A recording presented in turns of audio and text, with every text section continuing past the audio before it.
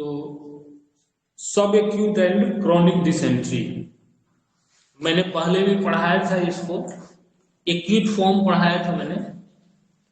अब ये सब एक्यूट एंड क्रॉनिक है, यानी कि एक्यूटनेस कम है, सब एक्यूट है और क्रॉनिक है। तो इसमें क्या होता है कि पेशेंट जो है whose the living has the life abroad complain the severe diarrhea, माने वो पेशेंट जो है क्या है कि लाइव अब्रॉड माने चलता रहता है, कोई दिक्कत नहीं है, लेकिन complain the severe diarrhoea, diarrhoea बताता है with the blood and mucus, with the blood and mucus, perhaps pus in the stool, आगे क्या होता है pus in the stool, and the disease is probably chronic dysentery.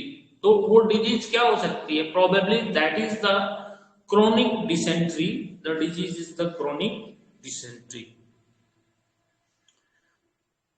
तो जैसा कि हम लोग ट्रीटमेंट में देखते हैं कि हमें पेशेंट को पहचान के लिए हमें क्या करना पड़ता है, सिम्टम देखना पड़ता है, उस सिम्टम से हम पहचान करते हैं, फिर वो सिम्टम किस चीज से आ रहा है, मान लो ब्लड आ रहा है, पस आ रहा है, म्यूकस आ रहा है, जो भी आ रहा है, डायरिया हो रहा है, तो which the organ involve in this disease, यानी कि कौन सा ऑर्गन इन्वॉल्व है उस बीमारी में, इसको हम देखते हैं और फिर उसका ट्रीटमेंट जो है हम, अब वो किस कारण से वो बीमार हुआ है अंग, हमारा जो ट्रीटमेंट मेथड है, जो हमारा बेस है, जो हमने डेवलप किया है, वो इसी आधार पे है। तो वही चीज तुम्हें समझाने की कोशिश हम करते हैं हर डिजीज को पढ़ाने और बताने की।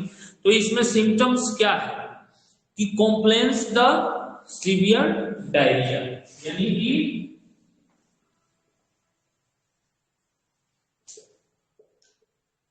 डायरिया, और इस डायरिया में क्या होगा कि इसमें मुख्य रूप से विथ ब्लड म्यूकस, ब्लड और क्या होगा म्यूकस, ब्लड आएगा और म्यूकस आएगा, और कभी कभी पस in the stool, in the stool, पस आएगा स्टूल में, ऐसा देखने को मिलता है हमको। अब इसमें हम आते हैं कि ऐसा तो सिम्टम हमें देखने को मिला, दैट इज द सिम्टम, इसकी कंडीशन क्या है कि मरीज जो है वो चलता रहता है, कोई हैड लाइव अब्रॉड, यानी कि लंबे समय तक अब्रॉड माने ठीक ठाक है, लेकिन ये सिम्टम्स जो है हमें बताता है, आता है उस मरीज को। अब इसमें हमें क्या करना है, देखना है कि विच द ऑर्गन इन्वॉल्व, यानी कि कौन सा ऑर्गन इसमें इन्वॉल्व हुआ है और उस ऑर्गन में क्या पैथोलॉजी हुआ है। समझ गए बात को कि there is the inflammation, there is a necrosis, there is ulceration, there is a congestion, माने क्या हुआ है वहां पे। ठीक, अगर तुम्हें डिजीज ठीक करना है तो उसको हमें समझना पड़ेगा, क्योंकि इलेक्ट्रोपैथी में लॉ ऑफ द डोजोलॉजी या सिलेक्शन ऑफ द रेमेडी किस पे निर्भर होता है कि द पैथोलॉजी वहां क्या हुआ है। समझ गए बात को, उस पे हमारी सिलेक्शन ऑफ रेमेडी निर्भर होती है कि दवा का जो चयन करते हैं हम उसी आधार पे करते हैं, और उसमें हुआ क्या है उस आधार पे ही दवा हम करते हैं। ठीक, तो इसमें मुख्य रूप से ऑर्गन जो है वो क्या है, कोलन, कोलन, ठीक है, मुख्य रूप से कोलन है। कोलन में क्या हुआ है, देयर इज द इन्फ्लामेशन। ठीक, यानी कि कोलन में यहां क्या हुआ है, इन्फ्लामेशन, कोलन में there is the inflammation in the colon, often necrosis and ulceration, और क्या होता है इसके अलावा भी necrosis and ulceration, necrosis and there is the ulceration of the mucosa due to एस्पेस, यानी कि और कहां हो रहा है, कोलन में जो नेक्रोसिस अल्सरेशन कोलन म्यूकोसा, यानी कि मुख्य रूप से जो आर्गन इन्वॉल्व है वो कॉलन है, और कॉलन का कौन सा पार्ट है, तो म्यूकोसा। समझ गए? तो ये म्यूकोसा को इन्वॉल्व कर रहा है, वहीं से क्या हो रहा है कि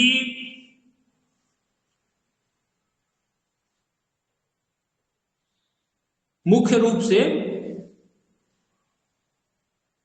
frequent passes of the stool, यानी कि जो डायरिया हो रहा है, frequent passes of the stool,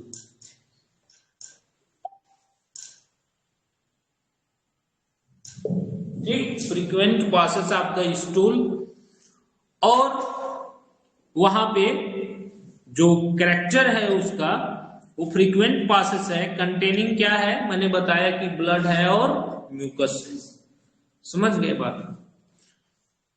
अब ये मुख्य 3 प्रकार के होते हैं, ये जो है मुख्य 3 प्रकार के होते हैं, सब एक्यूट एंड क्रॉनिक। लिख लीजिए, सब acute and chronic bacillary dysentery. अब आएंगे कि कॉज, कारण के आधार पे ये 3 प्रकार के होते हैं, कॉज के आधार पे ये क्या है, 3 प्रकार का है, यानी बीमारी जिस कारण की वजह से मेन ऑर्गन जो इन्वॉल्व हो रहा है ये यही है। समझ गए बात को? ये ऑर्गन यही इन्वॉल्व हो रहा है, लेकिन अब जब कॉज पे जाते हैं तो मुख्य रूप से हमें 3 तरह की चीजें मिलती हैं कारण के आधार पे। तो पहला, sub acute and chronic bacillary dysentery due to number of different micro organism, ठीक, यानी कि जो sub acute and chronic bacillary dysentery, sub acute and chronic bacillary dysentery, ठीक, इसके कारण क्या है कि number of different micro organism, यानी कि number of different micro organism. आ गया समझ में कि so many different type of the micro organism इसके कारण है। फिर क्या है दूसरा, प्रोटोजोअल डिसेंट्री, प्रोटोजोअल, एक हो गया कि सब एक्यूट क्रॉनिक बैसिलरी डिसेंट्री, दूसरा क्या है कारण के आधार पे प्रोटोजोअल, ठीक है, प्रोटोजोअल हो गया, प्रोटोजोआ के कारण प्रोटोजोअल हो गया। अब उस प्रोटोजोअल में डिसेंट्री में मुख्यतः जो है उसमें जो है एंट अमीबा हिस्टोलिका, ठीक है, जो प्रोटोजोआ है वो एंट अमीबा हिस्टोलिका, ये इसमें लिख लीजिए एंट अमीबा। एंट अमीबा हिस्टोलिका जो है वो एन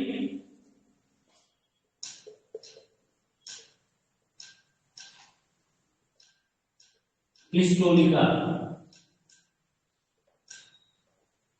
एंट अमीबा हिस्टोलिका।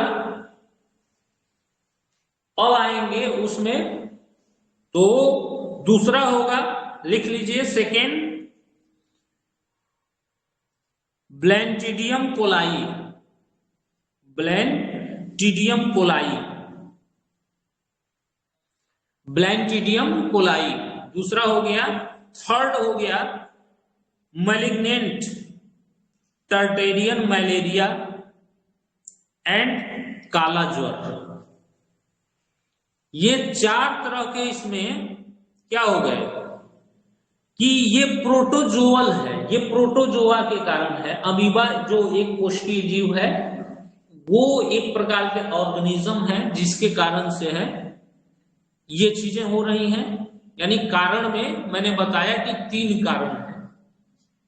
सब acute and chronic bacillary dysentery हो रहा है, तो मैंने सिम्टम बताया कि सिम्टम क्या क्या हो रहा है।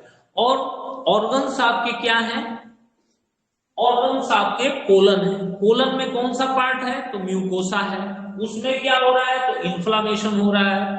फर्दर आगे उसमें नेक्रोसिस एंड द अल्सरेशन। ठीक है, उसके कारण में जब हम गए तो 3 प्रकार की चीजें आई कि फर्स्ट जो है chronic and sub acute and chronic bacillary dysentery due to so number of the micro organism. Second is the protozoal, means ki so many type of the protozoa which the cause these type of the dysentery।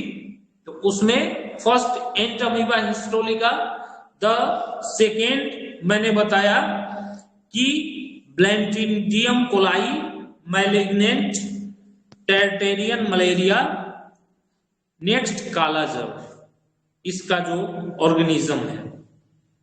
अब आता है तीसरा इसका कारण helminthic dysentery. Helminthic dysentery ये मुख्य रूप से हेलमेंथ जो एक प्रकार के जो वर्म के कैटेगरी में आता है, हेलमेंथीज इसको कहते हैं। तो दैट्स द रीजन, उसके पीछे कारण है। तो थर्ड जो है helminthic dysentery associated with blood flukes. Flukes एक प्रकार का ऑर्गेनिज्म है, ब्लड फ्लूक्स। ब्लड फ्लूक्स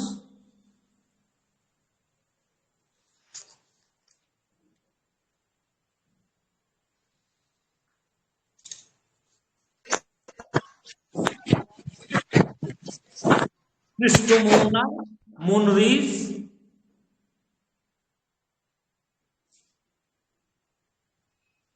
ये है। और फिर एक लिख लीजिए B, intestinal nematodes. Intestinal nematodes.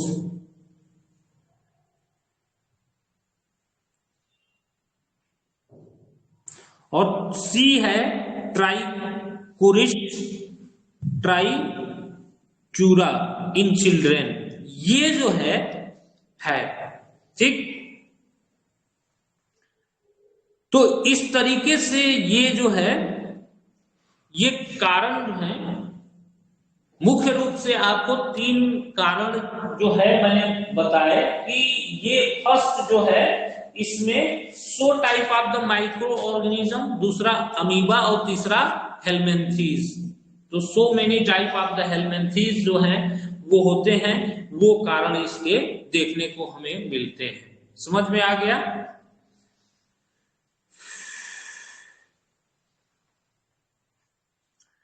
अब इसको कैसे हम जान सकते हैं, ठीक। इसको जानने के लिए एक तो पेशेंट सिम्टम्स बता रहा है, दूसरा अगर हमें फर्दर जांच करवाना है तो सिग्माइडोस्कोपी, ठीक है। Superficial ulcer in the rectum and lower colon, more tibial granulation tissue also present, and dysentery bacillus may be isolated from the fecus. Large proportion to a cause of taking direct swab from the during sigmoidoscopy. The absence of condition may be ulcerative colitis. Carcinoma exclude the sigmoidoscopy and by the barium enema. यानी कि इसको जानने के लिए क्या क्या करना पड़ेगा कि हमें तो एक तो सिग्मोइडोस्कोपी है कि हम करके देख सकते हैं the lesion the ulcer what things वहां पे क्या हो रहा है। दूसरा कि वो स्पेसिफिक ऑर्गेनिज्म को उसके फीकस से निकाल करके और जांच किया जाता है कि that is the amoebic, that is the helminthic or the other micro organism. समझ गए? तो ये दो तरह से हम इसका डायग्नोसिस कराने के लिए दो तरीके से हम जांच करा सकते हैं मरीज का, जिसको हम देख करके समझ सकते हैं। ठीक, अब इसका ट्रीटमेंट जो है हम कैसे करेंगे ट्रीटमेंट इसका, कि इसमें इलेक्ट्रोहोम्योपैथी में how to treat it in the electrohomeopathy, और सारी चीजें जो हैं, डोज से लेके सारी चीजें जो हैं, ये आपको इसी अनुसार से समझनी होती है, करनी होती है। तो first of all the symptoms, organs and the cause. तो there is the symptomatic remedy, यानी कि उसमें जो है हम सिम्प्टोमेटिक रेमेडी,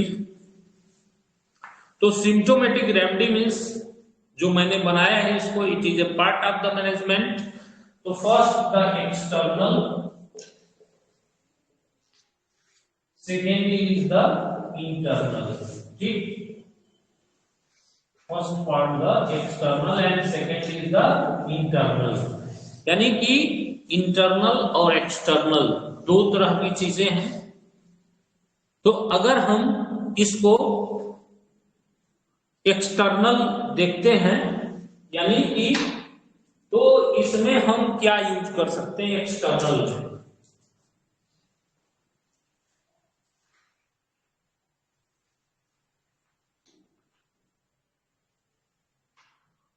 तो क्या आ रहा है, severe diarrhoea with the blood mucus pus in the stool.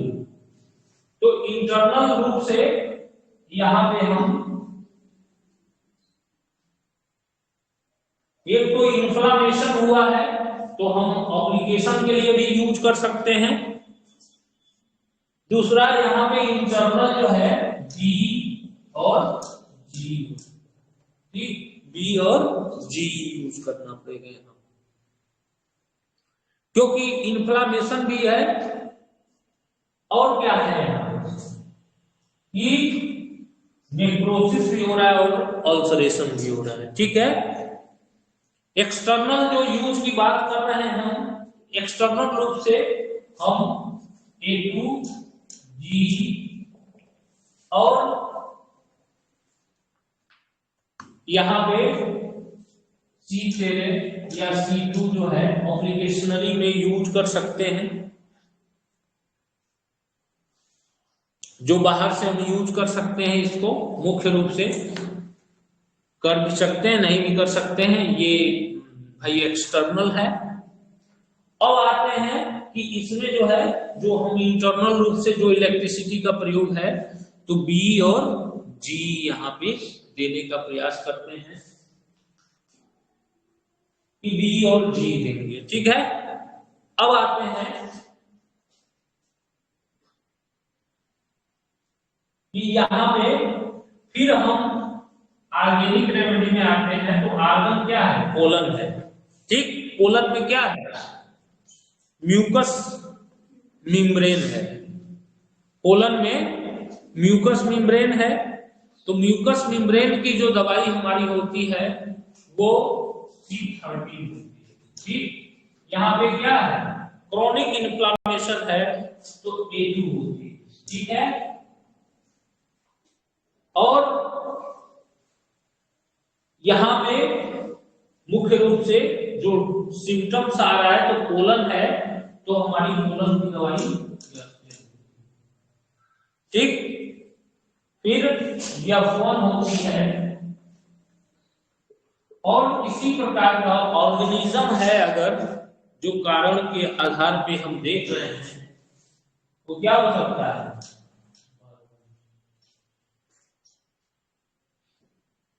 ठीक, बहुत पुराना हो गया है, बहुत क्रॉनिक है, तो यहां पे P2 एंड N1, ठीक, ऐड करते हैं इसमें P2 एंड N1,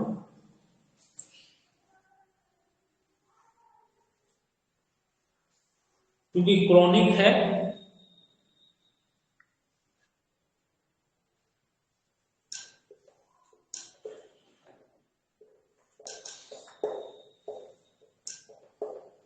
तो इस हिसाब से ये जो sub acute and chronic dysentery है, इसको क्या किया जा सकता है, इलेक्ट्रोपैथी द्वारा ठीक किया जा सकता है। इलेक्ट्रोपैथी दवाई द्वारा आसानी से इसको ठीक कर सकते हैं, और इस तरीके से इसका ट्रीटमेंट इलेक्ट्रो होम्योपैथी में हमें करना चाहिए। आसानी से ये सब रोग जो है हम ठीक कर सकते हैं।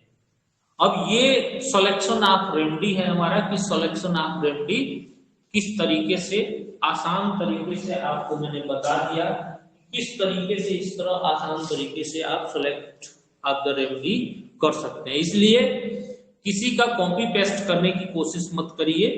जितने लोग हमारे क्लासेस को देख रहे हैं, सुन रहे हैं, पढ़ रहे हैं, उनसे यही गुजारिश है कि आप जो है कॉपी करने की कोशिश मत करिए किसी का भी, कि वो ये यूज कर रहे हैं तो हम भी यूज करेंगे। तो आप खुद से सीखने का प्रयास करिए, और जब खुद करेंगे तो चीजें आपको और बेहतर समझ में आएंगी।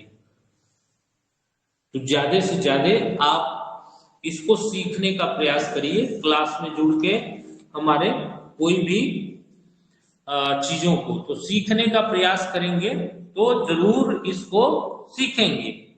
तो ये